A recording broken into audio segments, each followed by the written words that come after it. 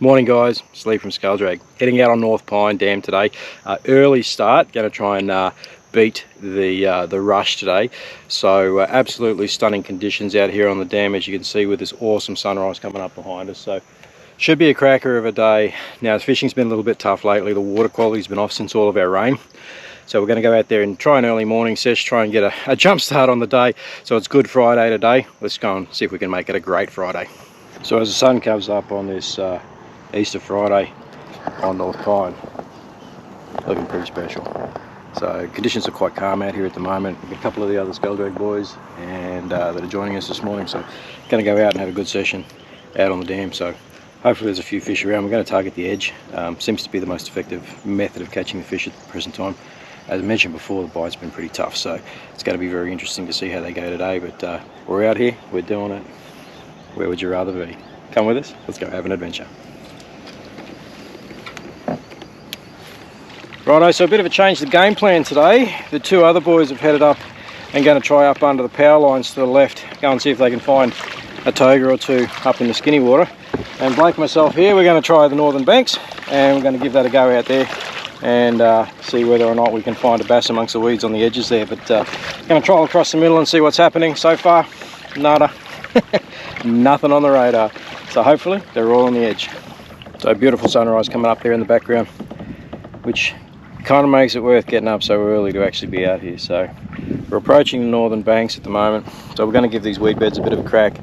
Now the good thing about it is we've got the wind behind us at the moment, so I can have a real stealthy approach to come in there and hopefully not disturb the fish too much. So one of the beauties of the Hobie is the 180 drive, or being able to pedal backwards.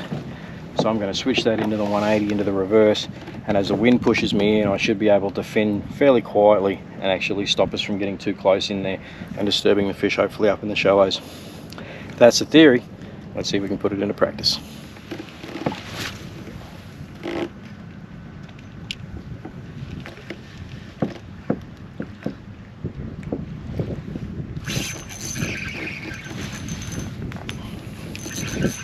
And we are on first fish on the spinnerbait, and this guy was right up in the weeds again, right up in there, almost to the point that you think, geez, that's going to be tough to get him out. Oh, might have that drag a little tight. Like an awesome fish. He's got a little bit of go to him too.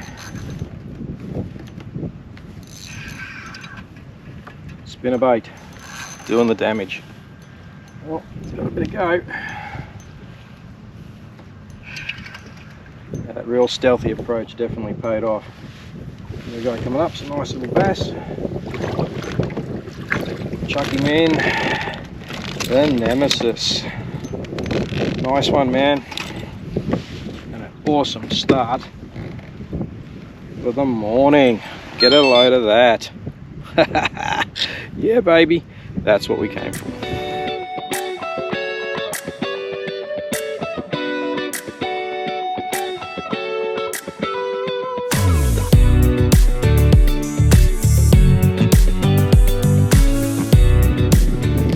So the technique that we're using today is essentially firing these lightly weighted spinnerbaits up into the grass, and essentially that's where the bass are hunting, right up and in close. So the idea here, I'm using the wind to actually push me along this bank as I have a go at it. There's a little water movement here, so you need to keep an idea on your surroundings, but there's a bunch of flooded grass up in there, which means that we're probably going to hook some of it at some stage. But the idea basically is to try and get as far up into those weeds as you possibly can, and try and make sure that you slow roll that out without it hooking up the weeds or dropping to the bottom. So a lightly weighted spinner bait is a good way to go. Now with any of these types of fishing situations, you want to be casting ahead of you so that you're not disturbing the fish by floating over them first. You've got to remember it's a pretty natural sort of environment for them out here, especially overnight. There's no boats, no noise, no nothing. Even me talking can spook them in this shallow water. We're only in about a metre or two of water, but the idea is if you're casting ahead of you and letting the wind drift you towards the area that you want to fish, you're more likely to find the fish in their natural state and less spooked.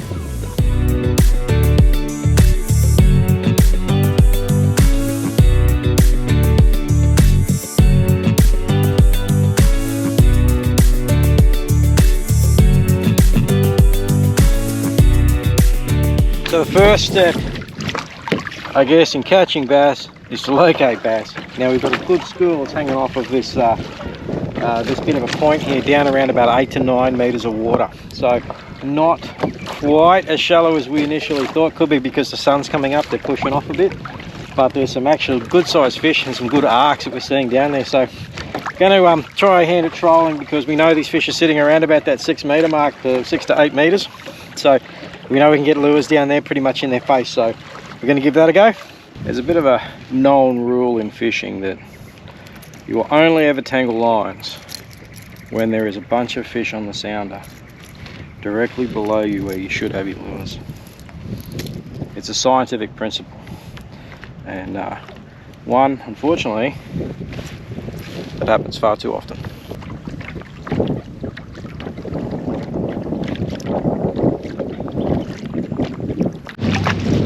Oh, and there we go. At this stage, not feeling like a bass.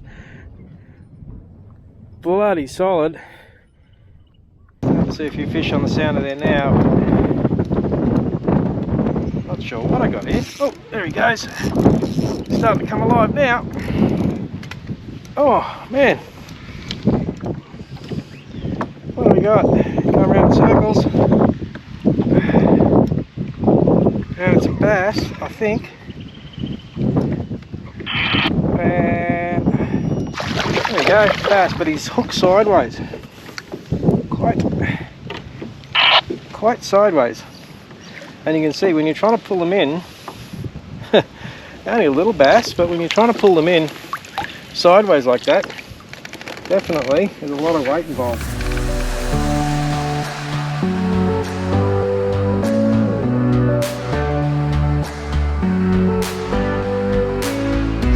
Oh, we got a runner. Yeah, baby.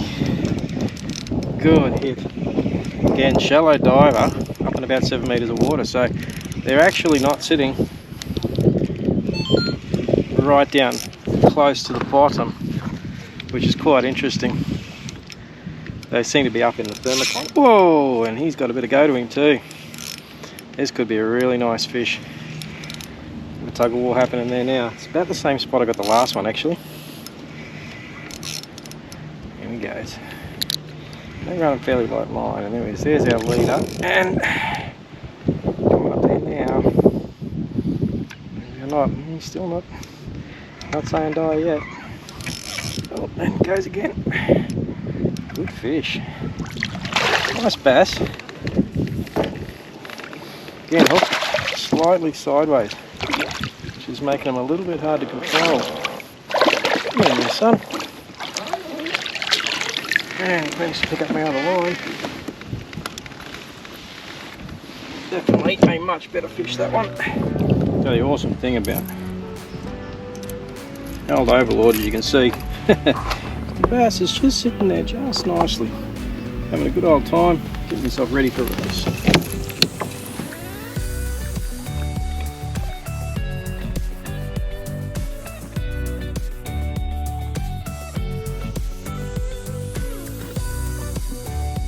Oh, and Blake's got himself one, the donut breaker.